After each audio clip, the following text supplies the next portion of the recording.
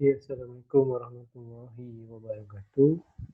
Nama saya Fazrul Naim bin Abdul Samad. Terusnya saya akan sambung pembutangan ini, iaitu rancangan Malaysia kedua. Tentu saya nak ucapkan terima kasih kepada Fazal Masyita kerana beri saya peluang untuk membuat pembutangan ini. Sebenarnya saya akan menyambung apa yang kawan saya telah bincangkan, iaitu rancangan Malaysia kedua. Seperti yang kita tahu, RMK2 ni dia telah membentuk beberapa agensi kerajaan. Okay, yang pertama adalah LPN.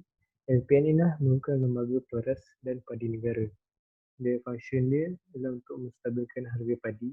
Yang kedua ialah LKIN. LKIN merupakan lembaga kemajuan iklan Malaysia. So LKIN ini dia meningkatkan taraf hidup nelayan dan membangunkan industri perikanan. So next, UDA. UDA merupakan pembangunan bandar. Function dia of course lah membangunkan bandar. Yang keempat, RISDA. RISDA membantu pekebun kecil dari segi penyelidikan dan tanaman semula. LPP merupakan lembaga pertubuhan peladang. Nama pun peladang mesti ada membantu peladang ataupun petani dalam melibatkan kegiatan koperasi. So next, Petronas. Yang sedia kita tahu, Petronas ni seperti yang kita nampak di tepi jalan tu. Timeline ranking 2 telah ditubuhkan untuk memajukan sektor petroleum negara. Yang terakhir merupakan Perbadanan Kemajuan Ekonomi Negeri. Ini untuk menggalakkan perindustrian dan perdagangan dengan menjadikan tapak perindustrian, perumahan, ruang dan pejabat kedai. So, setelah ranking 2 kita tengok pada ranking ketiga, iaitu pada tahun 1976 sehingga 1980, merupakan rancangan lanjutan ranking kedua yang terus mendukung NDEB. Usaha membasmi kemiskinan dan menyusun masyarakat diteruskan. Program pembangunan pertanian dan perindustrian bertujuan untuk meningkatkan produktiviti. Ia juga membuka peluang pekerjaan dan meningkatkan taraf hidup rakyat. Yang terakhir, pembukaan tanah besar-besaran seperti Kejora, Ketengah, Dara, Kesedar tertumpu pada penanaman getah dan kelapa sawit kerana keperluan ekspor. So kita tengok ranking 3 ni dah start, dia fokus dia dah nak bantu golongan miskin, dan sambil tu juga dia fokus untuk meningkatkan ekonomi negara sambil dia cover orang miskin ni, maksudnya dia nak meningkatkan taraf hidup mereka lah. Dia juga timeline ketiga juga dia telah membuka beberapa tanah besar-besaran seperti yang saya cakap tadi, Kejora, Ketengah, Dara dan Kedah. So next, tengok rancangan Malaysia keempat, iaitu pada tahun 1981. Ranking 4 seperti ranking 3 juga, dia mendukung aspirasi DED, tapi pada masa ini ekonomi negara masih lagi dalam keadaan mencuk.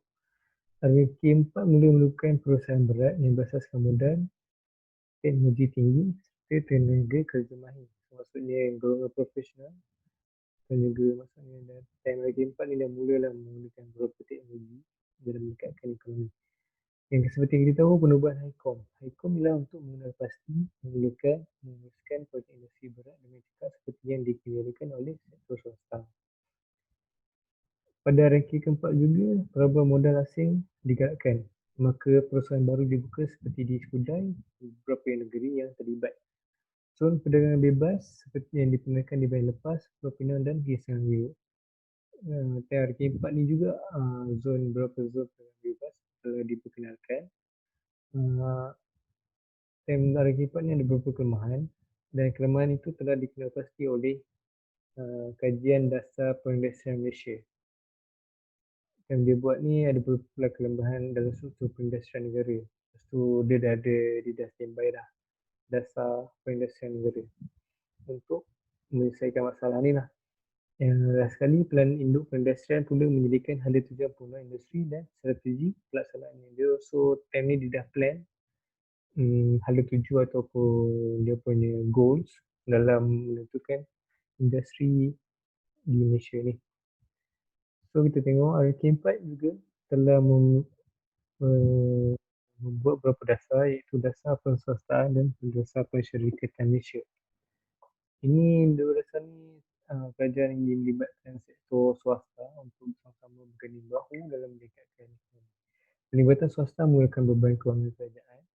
Seperti yang kita tengok projek potong di Shah Alam tu yang terpercaya tu kan. Itu semua untuk pasaran tempatan dan ekspor. Bagi pemerintah harta dan saham perindustrian besar seperti tahu Pemodalan Nasional Berhad PNB dan juga skim amanah saham negara ASN telah dilancarkan pada hari keempat. So dasar pertanian negara pula bermaklumat moden dan menggiat semula sektor pertanian secara bersepadu dengan menyediakan infrastruktur dan perkhidmatan sokongan. Dasar pertanian negara yang biasalah DPN telah diperkenalkan. Hari keempat mencatat KDNK 58% setahun. Pendapatan per kapita pula meningkat sehingga 44% setahun. So seterusnya ranking kelima 1986 hingga 1990. Ranking kelima ialah rancangan 5 tahun terakhir dalam merealisasikan WEE. Ranking kelima meningkatkan perindustrian dengan melonggarkan peraturan mengawal hak milik syarikat dan pelisinan dalam sektor swasta. Syarat pelaburan modal asing dibuatkan untuk meningkatkan pelaburan sektor perindustrian. Kerajaan berusaha meningkatkan kesiapan perusahaan agensinya agar dapat bekerjasama dengan sektor swasta dengan lebih berkesan. So, ranking 5 kita tengok dia dah melonggarkan beberapa peraturan untuk dalam memiliki hak milik syarikat dan juga dia dah telah melonggarkan syarat pelaburan asing untuk meningkatkan pelaburan sektor perindustrian. Maksudnya dia dah beberapa benda ni dia dah longgarkan bagi meningkatkan bagi dia nak fokus pada pelaburan lah dalam sektor perindustrian negara. So next kita tengok rancangan Malaysia kelima. Penggunaan luar bandar diberikan perhatian di mana penggunaan tanah lebih cekap. Industri riset seperti kraft tangan digerakkan, kredit diperluas, misalnya Bank Tanah Malaysia, skim jemaah pertanian dan amanah ikhtiar Malaysia. Penubuhan Perbadanan Pelancongan Malaysia merancangkan industri pelancongan terutamanya dengan pelancaran Tahun Melawat Malaysia. So kita tengok dalam Tahun Melawat Malaysia ni telah merancangkan program yang telah dirancang dalam rancangan Malaysia kelima ni. Satu lagi penekanan hari kelima adalah penyelidikan dan pembangunan untuk meningkatkan keupayaan dan kecekapan guna tenaga tempatan. So maksudnya orang-orang tempatan telah digunakan dalam sama-sama merancangkan rancangan Malaysia kelima ni. Selepas ranking kelima, hak milik modal saham ni telah berdasarkan beberapa persen iaitu 20.3%. Sedangkan sasarannya adalah 30%. Tapi hak milik modal saham bukan bermutera 46.2% melebihi sasaran 40%. Ini bermakna DED memberikan manfaat kepada semua kaum. Maksudnya dia tak bercakapkan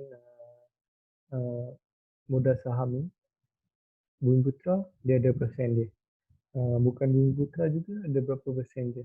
So maksudnya dia tak fokus pada satu kaum je lah. Dia pecah ke semua. Dan ada juga kita bagi modal saham kita kepada orang asing juga kan. Sebab tadi kita ada buka untuk kabur asing kan. So next kita ada ranking ke-6. 1991 sehingga 1995.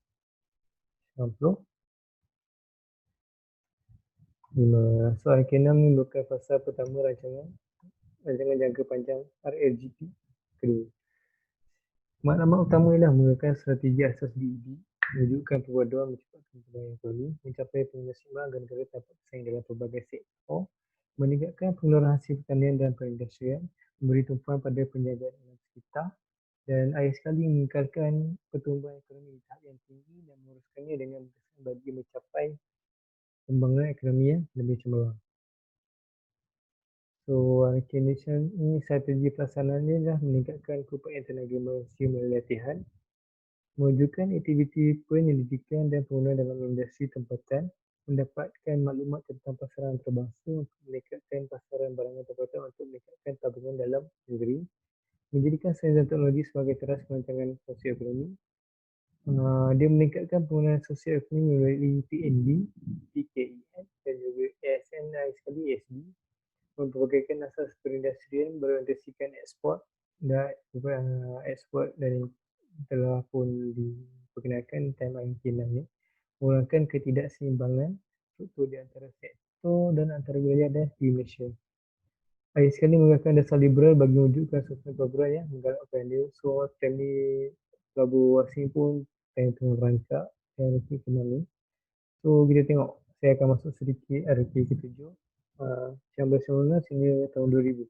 So, RK ke-7 ni objektif dia adalah mewujudkan pertumbuhan ekonomi yang seimbang dengan strategi peningkatan produktiviti dan membuatkan daya tahan ekonomi negara.